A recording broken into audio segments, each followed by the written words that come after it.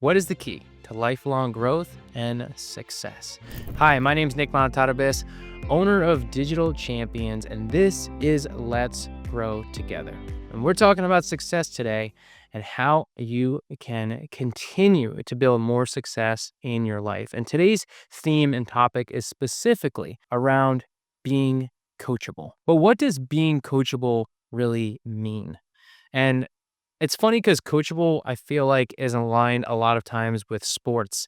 And, I grew up playing sports. Baseball was my sport. I'll share a baseball example in today's episode. But it's not just about sports, it's just about life in general. And coachable is really just being willing to learn, grow, and take feedback. And so a lot of times I hear people say things like, oh, you can't teach an old dog new tricks. If that's your identity, that's not going to help you succeed.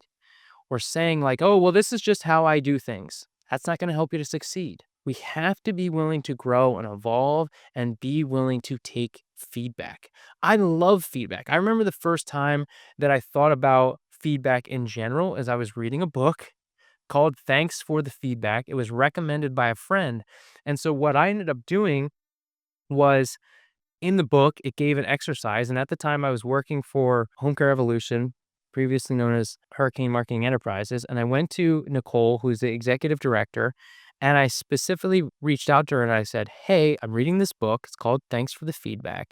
And I would really love to know, like, hey, what are things that I can do better or things that I've done that maybe aren't conducive to me being the best version of myself?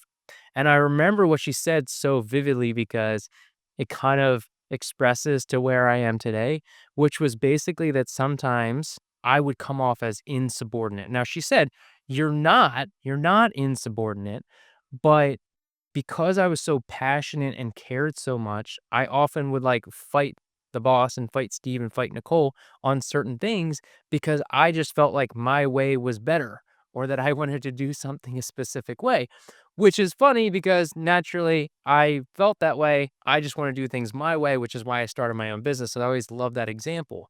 But it was still very revealing to me about what I can do to change, what I can do to be better. But had I never asked, I would have never known. And so many people, they don't give unsolicited advice. So if you don't ask for advice, you're not going to get it. I remember recently I was on a ski trip and I went to my uncle and I just said, hey, please give me any pointers that you have. And I was like, oh, and give my brother advice too. And he's like, I'm not going to give your brother advice unless he asks for it. And I respected that. I'm like, but I'm telling you, it's okay. He wants to hear it. He wants to hear it. And eventually my brother did ask and got that feedback. But I loved my uncle's response in that. And I do the same thing actually with golf. Whenever I'm playing and I'm playing with a group of guys that are better than me, I always start off with saying, hey, if you notice there's something that I'm doing, please let me know. Because golf, especially, people are like very particular about certain things. And so if you're never going to correct someone's swing without them asking for it. And so it becomes really important to just think about asking for that feedback, asking for that help. When we think about this, a lot of times it's around people that maybe are better than us. But I would encourage you to ask your staff members, your office staff, hey, what are some things that I do well? What are some things that I can do better? Imagine how impactful that can be. So often we're so focused on like, hey, what can you do better? And you're coaching and maybe supporting those office staff members. But what about you? What can you do to be a better leader? What are you doing to expand your skill sets? I know sometimes, and a big part of this is knowing who you are. I actually had one client who specifically said, I'm a micromanager. But it was good that she was aware of it so that she could overcome it. And then I kind of gave her some practical things that she could do to get over being a micromanager, which is just, using certain technology so that they're making sure that they're getting the task done. Because at the end of the day, that's what she wants. That's why people micromanage. They want to make sure that things are getting done.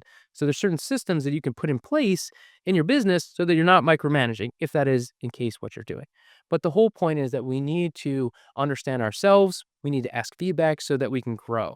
And one of the biggest things for me that really showcases my own childhood, my own growth and development, and how much I appreciate my own upbringing because it's helped me become the version of me today.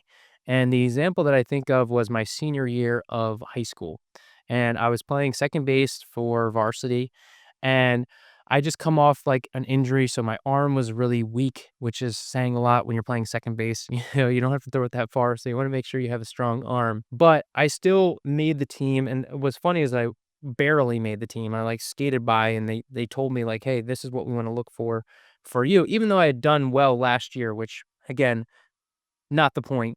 The point is that there was a point where I was starting, and then all of a sudden I got taken out, and it was so weird because the coach had put in 2 players to play for me. So they put in someone to play defense and then someone that DH'd for him instead of me, which I thought was weird. And, I kind of said to my dad, I'm like, "Hey, what should I do? This is so weird." He didn't tell me anything. He didn't say why he wasn't starting me, didn't give me anything.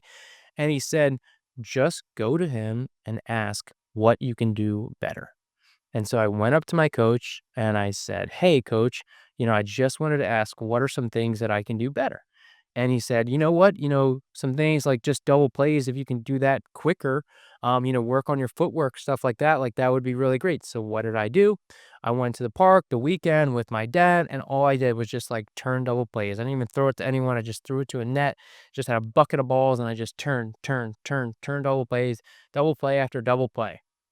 And so I love that story because, well, what ended up happening was I got back into the starting lineup, ended up being MVP. It's not really important to the story, but I think it does showcase what's possible when you're willing to get that feedback and work in the different areas. But we're blinded sometimes by certain things. So those closest to us often know what we can do better. And this works in so many different elements. I mean, you can ask your friends, "Hey, what are some things that maybe I could do to be a better friend?" Ask your partner, "Hey, how can I be a better husband or a better wife?" These are things that we don't often ask that can be so monumental for our own growth when we just become aware of these things that we are doing. Take the time, think about how you can be better, how you can ask for feedback to people closest to you so that you can continue growing and becoming the best version of yourself. But you don't need to do it alone. Remember, let's grow together.